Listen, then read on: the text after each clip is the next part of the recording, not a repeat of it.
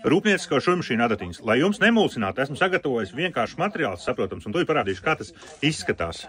Rūpniecisko šujmašīnu adatiņu kaut kas tik sarežģīts, bet tāpat laikā īstenībā ļoti vienkārši. Iedalam divās kategorijās. Adatiņas priekš ādas izstrādājumiem, apaviem, somām, mašīnu sēdekļu pārvalkiem un adatiņas priekš tekstila, bikses, blūzes un tā tālāk leitas.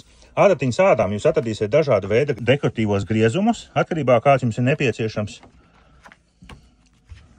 Jūs šeit arī katalogā smuki varat apskatīties, kāda būtu nepieciešama adatiņa priekš konkrētās darbības un kāda biezuma diegs būtu nepieciešams. Ļoti smuki aprakstīts ir.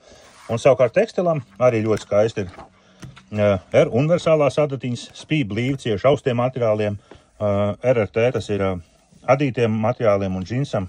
Adītiem atvainojos, austiem materiāliem un džinsam, kas mums tev ses bija trikotāžas audumiem, sugs bija džinsam un trikotāžai SKF ļoti rupjai, trikotāžai, lūk, tas gals ļoti nopaļots ir, tad SKL, tas tādām kā mežģīnu veidu audumiem, un arī tieši tāpat var apskatīties, kāds diegs un kāda lieluma adatiņa būtu nepieciešams konkrētam darbam. Lūk, tas arī viss. Rūpnieciskā šujmašīna adatiņas var iegādāties Šarlotas auduma mājaslapiņā sadaļā šūšanas piedarumi, adatas un rūpniecisko šujmašīnu adatiņas, kā arī klātienē Cēsīs Jāņa Poruka ielā 23. Adatiņu izmēri ir sākot no 50. līdz 200.